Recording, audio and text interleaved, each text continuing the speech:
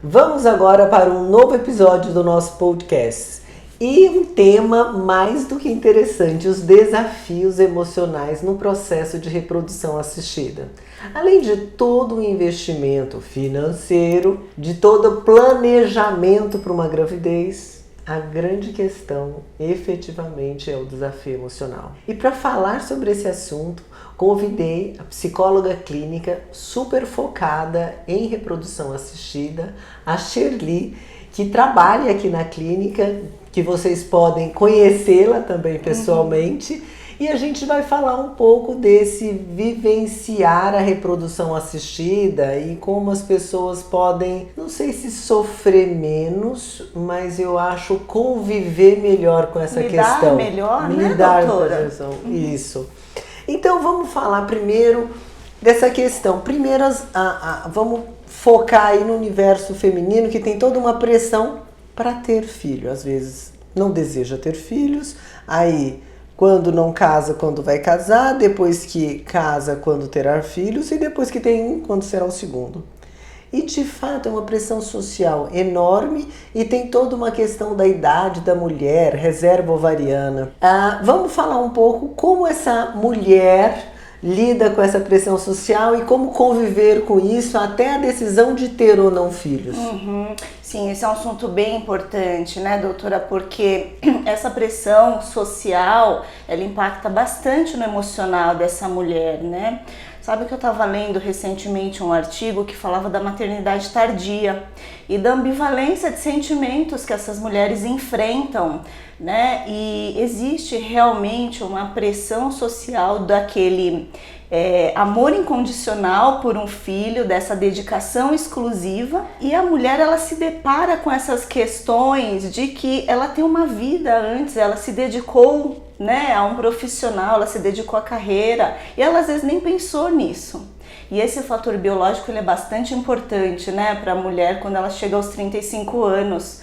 Né? Então a gente pensar nesse fator emocional é algo que gera bastante angústia, né? E que acaba gerando bastante estresse aí para essas mulheres que ficam divididas, né? Entre o que elas vão fazer, como que elas lidam com isso, né? E a gente chegar numa idade que agora eu quero ter filhos e eu me deparar com essa infertilidade é uma notícia bastante triste, né? Uma notícia bem desagradável.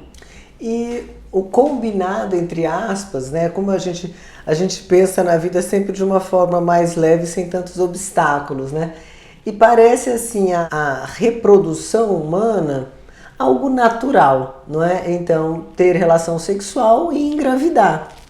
E de repente, não, a gravidez não acontece após uma tentativa e outra, falando aqui de um casal hétero. E esse combinado que foi planejado durante toda a vida, de uma forma que, tudo bem, eu vou casar e quando eu decidir ter filhos, isso vai acontecer naturalmente. E de repente não acontece. E além do casal, vai ter agora terceiros envolvidos, que é a equipe multiprofissional para possibilitar essa reprodução assistida.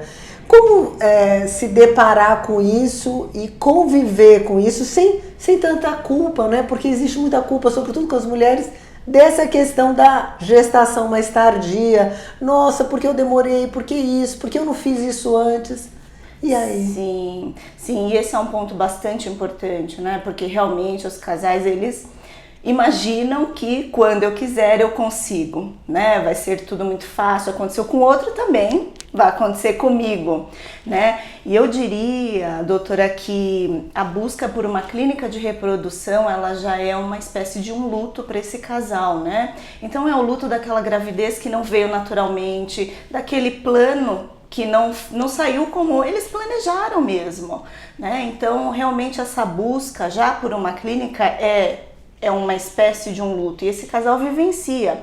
E aí abrir intimidades, né? Porque aí é controle muitas vezes de medicação, é abrir intimidade para o médico, para a equipe. São exames, né, doutora? A gente pensar que a gravidez natural, uma gestação natural, não se compara a nada, né? Uma reprodução humana, esse monte de exame, é muita medicação, exames muito invasivos, alguns doloridos, né? E até constrangedores, eu diria, né? Eu penso que nesse momento essa comunicação, sabe, entre o casal, com a equipe médica, das alternativas que eles têm, essa parceria, ela é fundamental nesse momento. E por isso é tão importante a gente contar, né, com o acolhimento do psicólogo nesse processo, porque quando a gente se depara com uma surpresa boa, tudo bem, mas aí quando a gente se depara com a necessidade de um tratamento que a maioria dos casais não precisa, aí sim vem aquela frustração toda, né? E além disso, quando a gente, então, primeiro não conseguiu a gravidez, aí vai para um processo de reprodução assistida e mais um desafio surge. A necessidade de um banco de gametas. Então vamos falar primeiro do banco de óvulos. Então imagina a mulher que optou por uma maternidade mais tardia, até às vezes até pode ser surpreendida por uma menopausa mais precoce, mas normalmente é uma gestação planejada no momento acima dos 35 anos e ela se depara com a dificuldade de engravidar pela produção de óvulos menor ou com uma qualidade comprometida. E chega a hora da entrada do banco de óvulos. E aí? E esse é um desafio. Esse é um desafio bem grande, porque essa informação é uma informação que inicialmente ela causa um certo choque, né? Ela assusta, porque de novo, imaginou-se que seria natural, não aconteceu como a senhora explicou, né? E aí precisar de um banco de óvulos é uma notícia bastante impactante. É um processo de amadurecimento, mas eu sempre gosto de conversar aí com o casal, não somente com a mulher, porque é um projeto do casal, né? O projeto Filhos é um projeto do casal, então eu sempre gosto de incluir também o parceiro, o cônjuge, né? Mas é importante a gente pensar como que essa mulher vê esse bebê, como é que ela se sente, o que ela imagina desse bebê, né? A gente lembrar que o bebê, ele já, antes de ele ser o bebê concreto, ele é um bebê imaginário, né? Nós temos um bebê idealizado. Então eu pensar que eu vou agora precisar de um banco de óvulos, que eu teria um óvulo com material genético do meu marido, como é que é isso? Como é que eu vejo? Como é que eu sinto isso? Né? Às vezes as pessoas falam, eu já escutei bastante, né? Ai, não, mas eu não quero pensar nisso. Sim, mas a gente precisa pensar antes de que a gente siga adiante com um tratamento desse, né? Ok, você não tem uma resposta, mas é isso, ele começa, esse bebê vai se criando no imaginário. Então a gente precisa falar disso, é importante que se fale. E o que é velado, né, escondido, uma hora vem à tona. Vem à tona. Esse é um ponto importante, viu, doutora? Porque as pessoas, principalmente quando elas precisam, elas recorrem a um banco de gametas, essa questão do segredo é uma questão que eu gosto de pontuar. Né? Porque assim, não quero contar para o meu filho, mas contou para a mãe, contou para a amiga, contou, né? E aí? E as pessoas às vezes não vão falar por maldade, mas isso pode escapar em algum momento. Então como que é isso? Não contar para o filho, né? Qual é o motivo? Se para vocês, casal, está tão tranquilo, vocês estão seguros com essa decisão, por que não vai contar? Né? Vai lidar com o segredo para sempre? E isso uma hora escapa, que não seja de maldade, mas e mesmo que não escape, a possibilidade de escapar, desse filho descobrir, já gera um estresse que dura a vida inteira. Exatamente, exatamente. E assim, como que é para essa pessoa se de repente alguém faz um comentário, né? E até eu vou falar, gente, um comentário indevido, independente de ser banco de óvulo ou não. Muitas vezes a gente encontra amigos e fala pra mulher, nossa, você só foi barriga, é a cara do seu marido.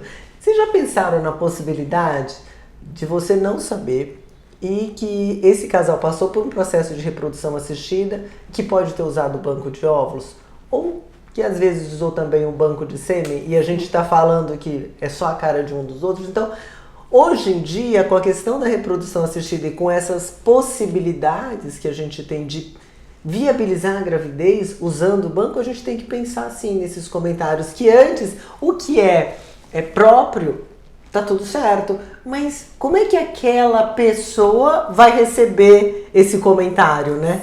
E se às vezes quando é banco, tá tudo bem, mas de repente vai lá e dá uma cutucada nesse processo que já foi tão difícil de ser digerido, né? Sim, exatamente. É por isso que esse processo dessa escolha por esse tratamento, ele precisa ser tão bem elaborado, né, doutora? Eu não sei como que a senhora pensa, mas eu imagino que ele, assim, eu penso que ele tem que ser muito bem elaborado, que o casal tenha que estar muito seguro dessa decisão. E se apropriar Exatamente, disso. se apropriar, né? A gente fala que até para um bebê, se ele fosse de material genético, biológico, ele precisaria ser adotado, né, por esses pais. Então, um que vem de um gameta doado, ele também, né, porque a gente parte de um bebê que veio de um imaginário e quando ele nasce, ele não é o que a gente imaginou. Ele não é o bebê idealizado. Ele não é o idealizado, né? Ele é o bebê real. O bebê real é diferente. Né? Então, para um casal que parte para um banco de gametas, é muito importante realmente que ele se aproprie dessa escolha, né? Que ele esteja muito seguro disso, dessa decisão. E o comentário que eu sempre fico alerta, o óvulo dela, não, o óvulo seu, né? Então, esse tipo de comentário significa que ainda não está na hora de fazer uma transferência, não está na hora de fazer esse tratamento. Sim. Enquanto a gente não tiver isso bem elaborado emocionalmente, isso também pode inclusive impactar nos resultados, porque o quanto essa pessoa está rejeitando esse embrião porque não se diz como próprio, isso tudo impacta, né? Claro. E a gravidez pode não acontecer, porque ela na verdade não está sendo aceita de forma plena. Sim, sim, exatamente, né? Como que esse casal, ele chamaria esse bebê, é meu filho ou não é meu filho? Né? Esse é um ponto também, que às vezes a gente, eu não sei se eu veria como filho, né? Então, será que esse é o caminho? É o melhor caminho neste momento? Né? Porque se você não vê o filho como filho... Como que vai ter o filho? Como é que vai ter o filho? Exatamente, como é que vai ter? Pra gente, eu falo que a gravidez aqui, ela não dura 10 meses, 9 meses, ela dura alguns anos. E quando a gente faz, mesmo que um projeto de viagem, a gente não tem que elaborar o roteiro, para onde a gente vai, o que esperar, e finalmente a gente chega no lugar e a gente pode passar aqueles perrengues de turista, não é? Você planeja uma coisa, acontece outra, mas parece que tudo se ajeita e a viagem também acaba. Se você não gostar da viagem, você pode mudar de lugar. O filho não é assim. Você não vai poder mudar de filho. Ele vai nascer e vai ser sua responsabilidade o resto da vida. Sim.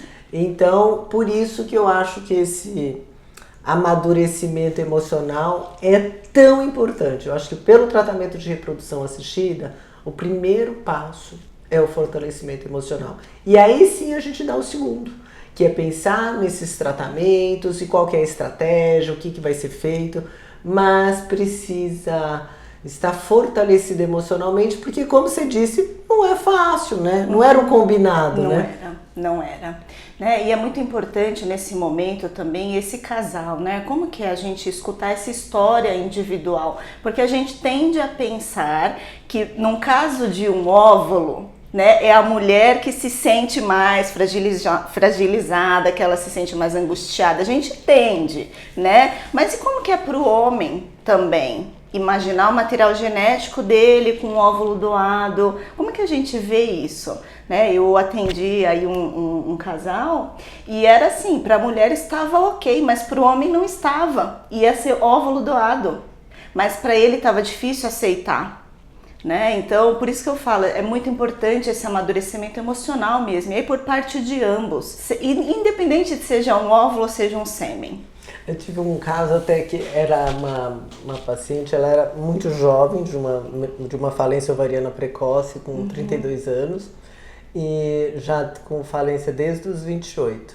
E quando esse casal se conheceu, a primeira coisa que ele falou para ela falei assim, eu quero ter um filho com o seu rosto. Porque achava que ela era muito bonita, e realmente ela era muito bonita, e todo mundo da família dela era meio parecido, a fisionomia. E criou esse bebê ideal, que fosse o rosto da esposa. Bom, ela não tinha mais óvulo, e esse casal deu uma pausa no tratamento, porque exatamente isso. Ela aceitou muito bem a doação de óvulo, porque ela falou, não, eu quero ser mãe. E eu contei que a gente consegue através... A gente tem um banco internacional. No Banco Nacional isso não é possível. Mas no internacional, gente, tem um Ovomatch.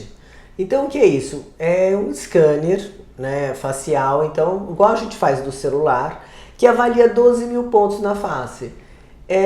Isso por que é no Banco Internacional? Porque em outros países, como a Espanha, que é o maior banco do mundo, as mulheres podem vender os óvulos. Então elas recebem por isso, naturalmente tem uma oferta enorme e é possível achar alguém com a sua fisionomia.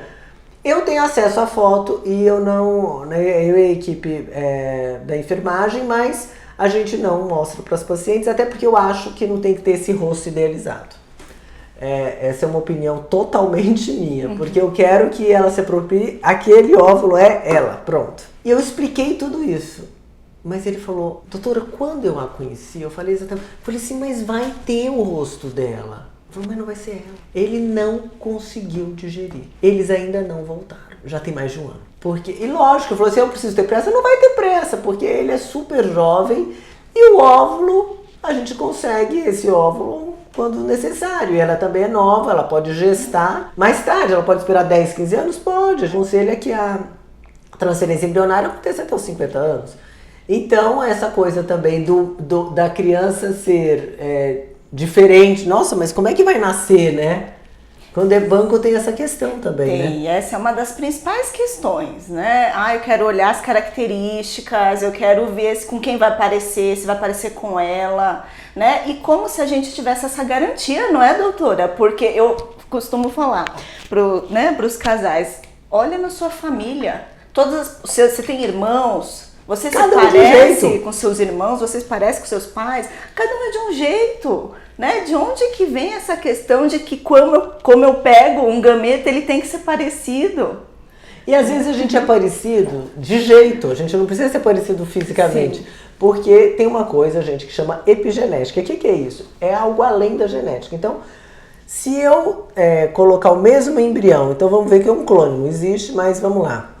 Na Shirley, em mim, os genes que esse embrião vai se expressar na minha barriga, no meu útero, vai ser totalmente diferente da Shirley. Por quê?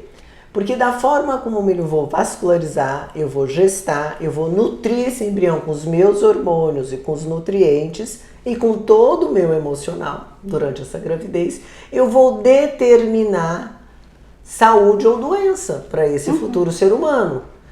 Então é muita pretensão da gente desse poder da genética. Então a gente é no máximo 20 a 30% genética e 70% é o meio.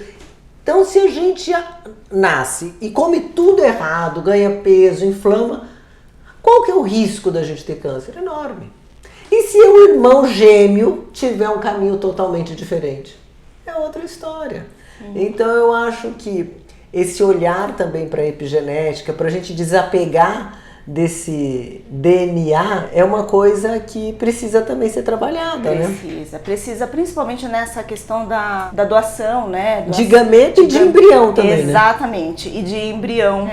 Esse é um processo que precisa ser amadurecido mesmo, né? E emocionalmente, como a senhora falou, precisa realmente se apropriar disso, né? Para que vá realmente, para que funcione, né? Que tem aí um tratamento mais dentro do que eles estão esperando, né? Do que esse casal espera, e que seja realmente um tratamento que vá, né? Que não seja aquilo que lá na frente eu tenha dúvidas do que eu fiz, do que eu deixei de fazer. E como vai nascer o estresse, gente, desse parto? Não é mãozinha e bracinho, quer olhar o rostinho para ver se tem alguma coisa de tão diferente, né? Se for um embrião doado, vai ser totalmente diferente, porque não tem nenhum gameta do casal. Mas no caso de um banco, né, tem 50% de um e 50% do banco que pode ser selecionado para ser parecido. Sim. E aí a gente pode viabilizar essa gravidez. Bom, vamos falar, então a gente falou do desafio que não era combinado, mas precisou tratar a reprodução assistida.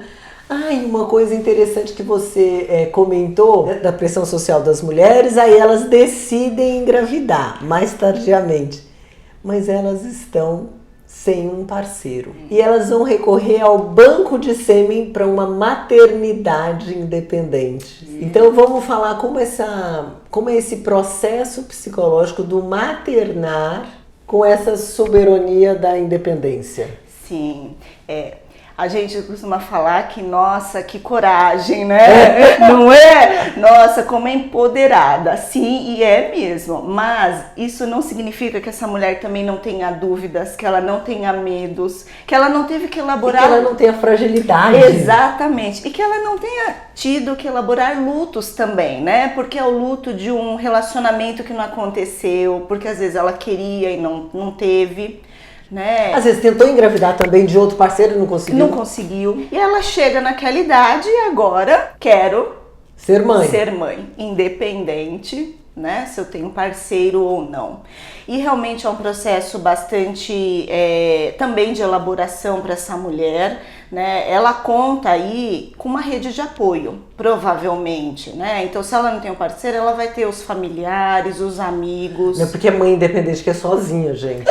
Exatamente, não é porque é uma mãe independente que é sozinha. Então, essa mulher, ela vai buscar essa rede, né, de apoio aí desses familiares, dessas pessoas próximas, para ajudar a fortalecê-la.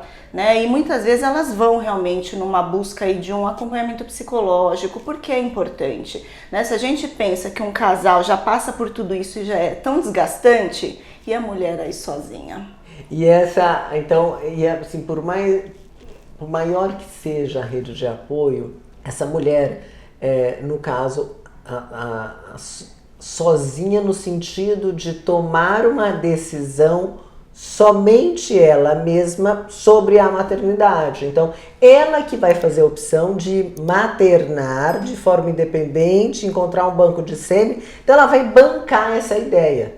Da mesma forma que a mulher também que não quer ter filhos, ela também precisa bancar essa ideia. Não é fácil, a gente pensa que a mulher, a mãe independente, a maternidade independente é empoderada. A que opta também por não ter filhos é muito empoderada. Porque não significa que, não tem porque não conseguiu. Não, a gente julga, a gente tem um preconceito. E tem essa questão também, que é também da pressão social da mulher, né? Eu brinco, né, com as minhas pacientes, que eu falei, gente, não é porque eu faço reprodução assistida que eu faço milagre e acho que todo mundo tem que engravidar. Primeiro, eu acho que tem que preservar a fertilidade. E respeito muito quem opta por não ter filhos. Né? O que a gente precisa possibilitar é a tomada de decisão quando der. Né? Congelar o óvulo e tomar essa decisão. Então eu acho que a mulher que opta também pela maternidade independente, que opta por não ter filhos, é extremamente empoderada. Sim. Porque é o tempo todo, né, uma pressão. Não tem, não vai ter, não vai casar, não vai não sei o quê. Não é? E é uma questão. E a gente não sabe da história de ninguém, né? Sim. E nesse mundo da reprodução, essa questão da história, ela é tão importante, né? Assim, a gente entender que é muito individual, é muito particular. Porque realmente... E as histórias não se repetem. Não se repetem, exatamente, elas não se repetem. E a gente falar realmente de uma mulher que opta por não, existe uma questão de limites, né, doutora? E a gente não fala só de um limite financeiro, porque sabemos, sim, que para um tratamento ele é custoso financeiramente, mas também emocionalmente, né, socialmente. Eu costumo falar quantas mulheres ou casais se privam de ir a festas, de ir a encontros, com esse receio dos questionamentos, né, dos julgamentos. E depois se deparam até com uma dificuldade de encontrar crianças e gestantes. Exatamente. Se isolam. Se isolam. Né? Então realmente é muito difícil, é uma história muito particular, é muito individual, né? Mas é muito importante que a gente possa respeitar. E essa questão do congelamento, a questão da informação, eu acho que ela é fundamental.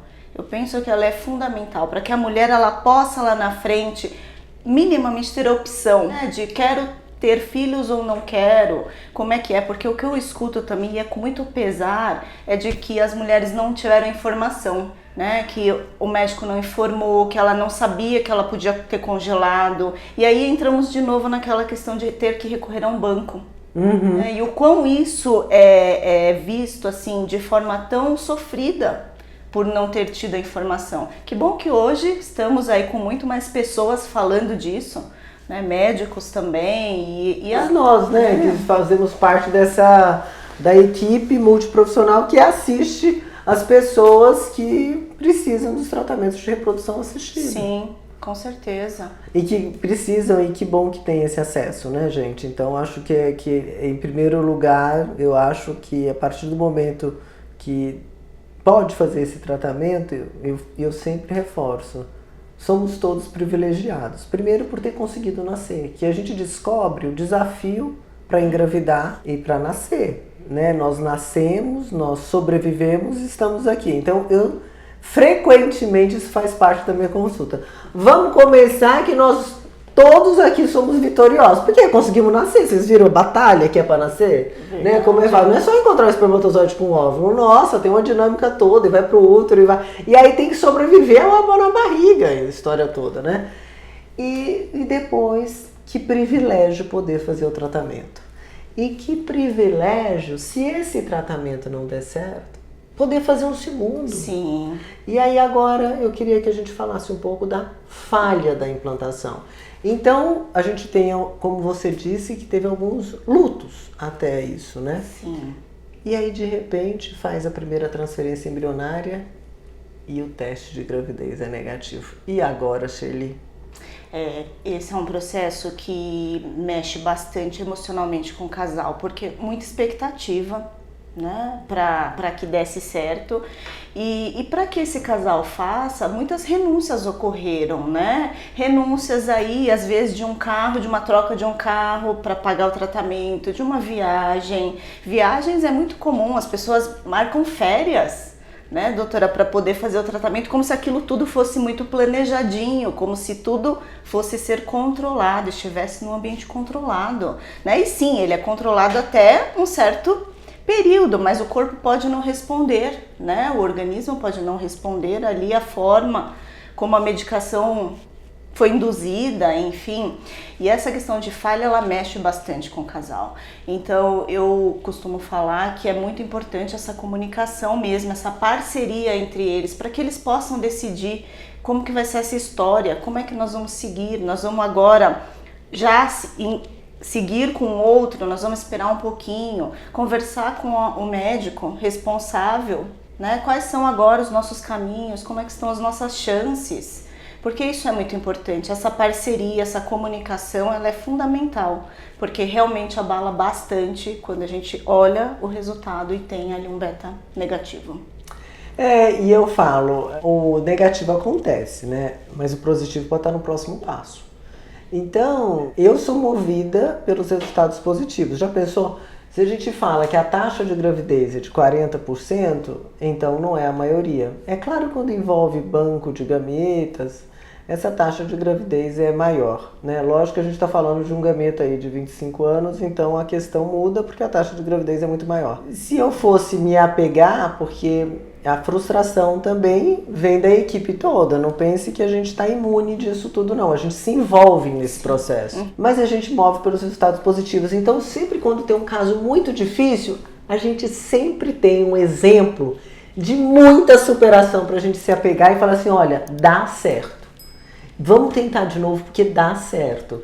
E inclusive vocês vão poder ver outros episódios do podcast que tem de um casal que fala sobre a gestação depois de 10 anos com o diagnóstico de endometriose. Então 10 anos, eles fizeram vários tratamentos. Então vocês podem assistir também esse episódio porque a gente está aqui falando dos desafios emocionais e é bom a gente contar história de superação, né? Pra se estimular, falar, nossa, olha lá a luz no fim do túnel, né? Sim. Porque eu também me apego, viu, gente, a histórias de superação e a gente também tem que se superar emocionalmente, vambora que a gente... É o que nos dá esperança, né, doutora, pra seguir, já que é um processo tão desgastante, né, a gente se apega mesmo a essas histórias pra para seguir ali. E é tão bom quando a gente vê, né, depois de tanta luta, de tanta perda, vem finalmente um ganho, né? Então vocês têm um episódio aí que é sobre depoimento desse casal, que é muito interessante, de 10 anos com endometriose. Tem um outro episódio também de superação de um aborto de repetição, depois de 10 gestações para ter 2 filhos. Então, vocês podem maratonar os outros episódios do podcast que vão ajudar a sedimentar tudo que a Sherly está falando aqui, desse se apropriar de tudo isso. Exatamente, porque às vezes são palavras, né, que a gente vai falando, mas é isso. É ir se apropriando mesmo de toda a escolha que é feita aí junto com a equipe médica, né, com essa equipe. E agora eu quero falar daquela mulher que vai precisar congelar óvulo. Então, precisar é demais, né? Eu acho que todo mundo precisa congelar óvulo, viu, gente? A partir dos 30 anos eu já recomendo o congelamento de óvulos. E muitas vezes espera aí se dar o presente de 35 e às vezes vem mais tardiamente, mais próximo dos 40. E essa mulher que veio procurar preservar a fertilidade, ela tem a possibilidade de não ser mãe naquele momento, mas que a maternidade pode acontecer. E ela não aconteceu porque ela tem uma história. Então, muitas vezes, eu queria estar sendo mãe agora, mas a minha realidade não permite isso. E eu vou ter que congelar óvulo. Sim. Então, como trabalhar essa frustração, ao mesmo tempo que é um privilégio ter o conhecimento, ter acesso ao congelamento de óvulo, ela está triste. Sim. Eu penso que é muito importante a gente entender dessa história, né? O que faz ela, assim, por que ela não quer fazer neste momento, de onde vem essa tristeza, se ela está congelando, ela vai ter essa possibilidade lá na frente, porque, de novo, a gente volta para essa individualidade, né? É muito a história, é muito pessoal, mas ela tem essa possibilidade de lá na frente poder realizar o sonho dela, né, com os óvulos próprios. E a gente sabe que é também uma decisão difícil do congelamento ou de qual momento, né? Qual é esse momento? Porque às vezes a gente vai tanto indo para uma questão da carreira profissional e outras questões e parece que esse momento não chega, né? Então é difícil a gente definir esse momento. E mesmo quando você já tem um processo, faz parte, né? Que bom que a gente tem sonho e a gente pensa, tem um projeto, depois outro. Que bom que a gente tem projeto na vida, mas o ovário não espera. Infelizmente, né? Esse relógio biológico da mulher, ele tem um tempo. Tem validade. Tem a validade. E a gente precisa falar do relógio biológico também do homem. Olha, a mulher, ela vai ter uma perda gradativa da capacidade, né, de gerar filhos, né, de gerar óvulos a partir dos 35 anos, se acentua muito aos 40 e se agrava ainda mais aos 42. E daí pra frente, cada vez mais difícil. Eu sei que vocês vão falar que fulano e ciclano engravidaram aí com 40 e poucos anos. Não tem problema. Isso é possível. Uma coisa que tem 1% de chance, ela não acontece? E alguma coisa que tem 0,5% também acontece. Se tiver 5%, acontece mais ainda. Mas a gente não pode pensar que a gente está na exceção. Vamos pensar que a gente é a maioria e que é muito difícil. Então a gravidez para a mulher acontece de forma mais remota a partir dessa idade, né? E para o homem também a partir dos 45 anos tem uma queda da qualidade espermática e que se acentua aos 50. Então, não pensem aí que os homens também podem. Eu entendi que tem filho com 60, que o Didi teve não sei o quê. Sempre tem um exemplo. Mas, gente, não significa que é fácil, não significa que isso não tenha consequência para esse concepto. Que não vai ter um risco maior de desenvolver doenças por causa da idade paterna avançada. Sim. Então a gente também tem que pensar no homem congelar sêmen, viu? Eu sou super a favor de congelar antes dos 45. Quer continuar aí na vida? Não sei se vou ter filho. Eu inclusive indico para todos os homens que pretendem fazer a vasectomia. Porque se arrepender, eu sei que naquele momento eu não quero ter filho, tenho 2, não quero de jeito nenhum. Mas as coisas, a vida olha a nossa vida, olha a vida de vocês. A minha mudou drasticamente em 5 anos. E espero que mude bastante, né? Sim, para nos movimentar. E aí, se a gente pensar nisso, né? A gente não revê os nossos valores com o passar do tempo. Então a gente pode rever essa questão da maternidade, da paternidade. Sim. Então tudo que é muito definitivo eu sou meio preocupada. Sim. Então eu sempre deixo ali um plano B, assim, que eu acho que estrategicamente faz parte. Sim, e acontece, né, doutora, essa questão do homem, né? De repente faz lá o procedimento E tem os que não contam, gente, que é muito engraçado. Chega aqui, já atendi homem sozinho, falando, então eu preciso te contar, então eu fiz a vasectomia. Ou então, faz tudo, quando vai fazer a coleta, o espermograma tá zerado. E não tinha contato que tinha feito a vasectomia. Tá aí, um segredo velado muito negativo. Imagina o impacto da mulher que queria ter filho, vai fazer FIV, achando que podia engravidar em casa e ela era vasectomizada. Exatamente. E o arrependimento, né? Esse sentimento do que eu podia ter feito, do que eu não fiz, é um sentimento tão difícil assim para lidar, né? Esse sentimento da culpa. E nesse caso, a culpa é um sentimento muito pesado.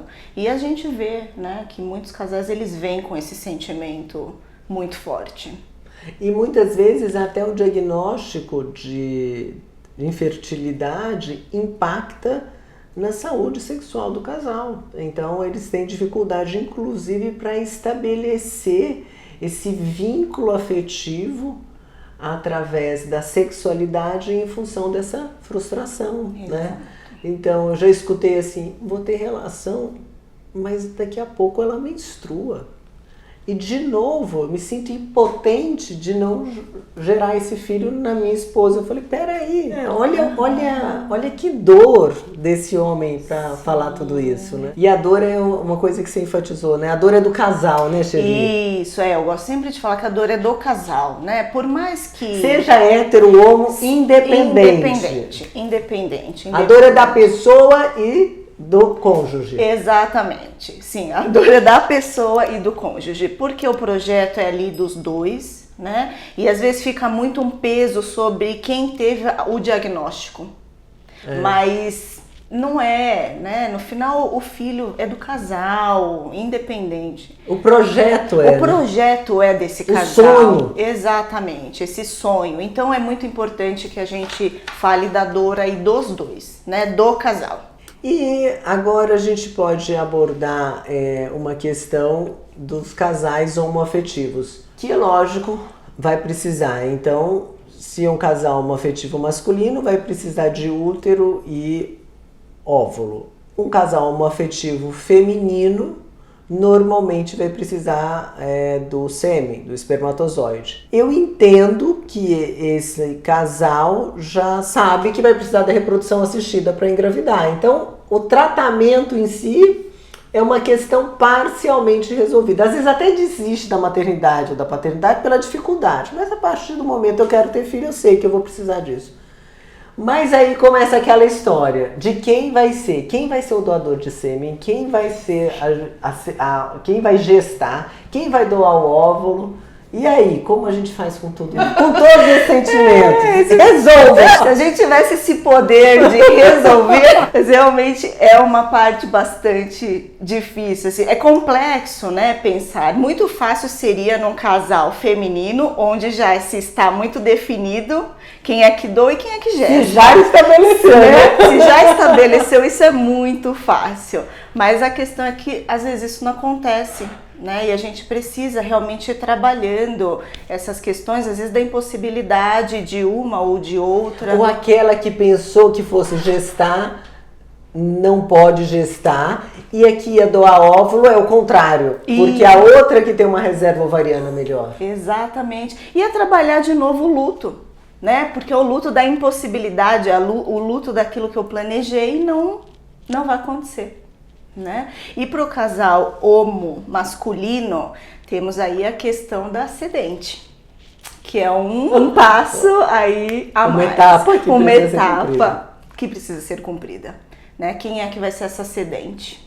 E a gente não acha assim alguém para engravidar por nós. Exatamente.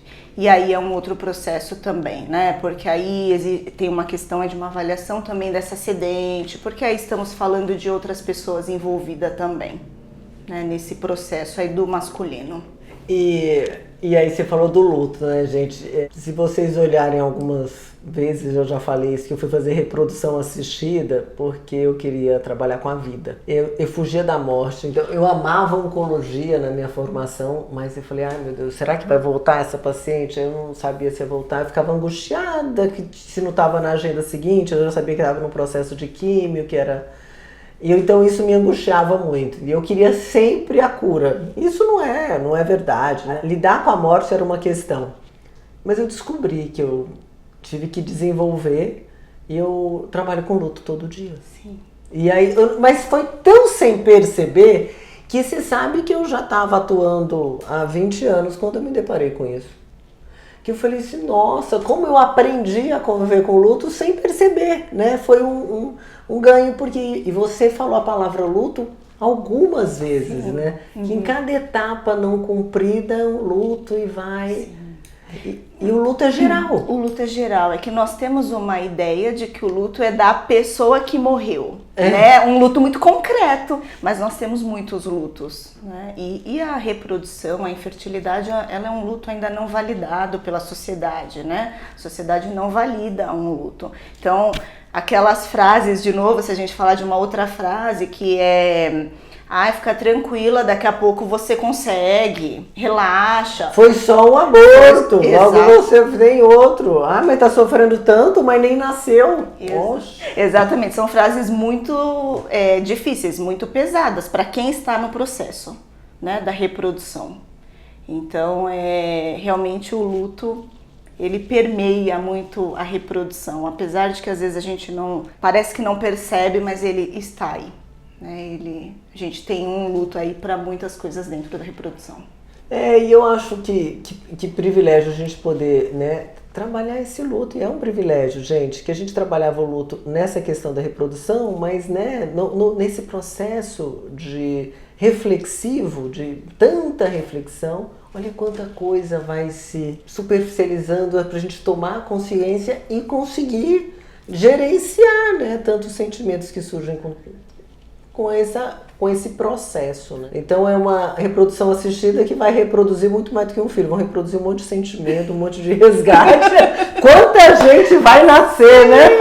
Sim, é verdade. É uma montanha russa de sentimentos. Né? Mas a gente vai falar assim, para separar os bons e os outros, a gente vai aprender com a Shelly como é que trabalha. Os bons a gente exalta. Ótimo, exatamente. E os outros a gente vai trabalhando com a Shelly. A gente vai trabalhando aqui. Bom, eu acho que a gente falou dos principais desafios, né, do processo. Eu acho que a gente pode depois fazer episódios já separados dos temas mais focados, né, dos processos de reprodução assistida.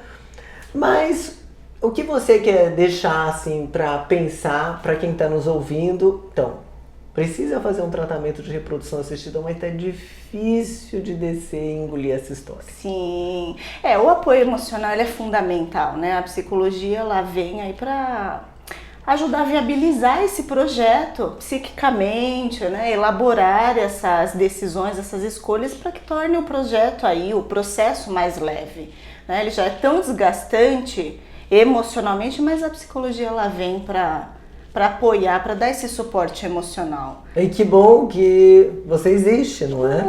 Obrigada! Que a gente precisa, né? Em tantos momentos da vida, eu na verdade acho que todo mundo devia fazer terapia. Em algum momento ou outro, né? Tem gente que nasce analisado, é verdade. Mas nessas questões, quando a gente se depara com uma grande frustração, e sim, a necessidade de um tratamento é uma frustração. E aí eu acho que vale a pena sim esse acolhimento. Sim. Gente, esse bate-papo aqui quase não tem fim. Então eu espero que vocês tenham assim algumas reflexões sobre tudo o que a Shirley falou, de todas essas questões emocionais. Imaginar que nós todos somos vitoriosos porque nós nascemos. E esse é um privilégio. E você que está assistindo, você também é um privilegiado de acessar essa informação. E a partir daí, que tal refletir sobre tudo isso, espalhar essa notícia e assim a gente pode ajudar mais pessoas a conviver melhor com a dificuldade da gravidez. Espero que vocês aproveitem e vocês podem maratonar, inclusive esses outros episódios que eu comentei. Um grande beijo e até o próximo episódio.